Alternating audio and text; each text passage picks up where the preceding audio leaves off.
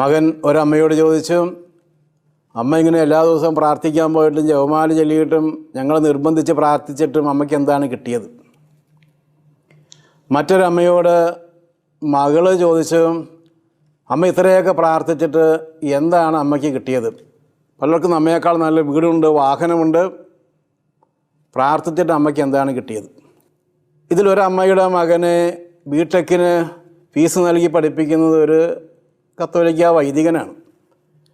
അവൻ പഠിക്കുന്ന കോളേജിൽ നിന്ന് വീക്കെൻഡിൽ വന്നപ്പോൾ അമ്മയോട് ചോദിച്ചത്, പ്രാർത്ഥിച്ചിട്ട് അമ്മയ്ക്ക് എന്താ കിട്ടിയതെന്ന്. അമ്മ അവനോട് പറഞ്ഞു, ഞാൻ പ്രാർത്ഥിക്കുന്നത് കിട്ടാൻ വേണ്ടിയല്ല, കൊടുക്കാൻ വേണ്ടിയാണ്.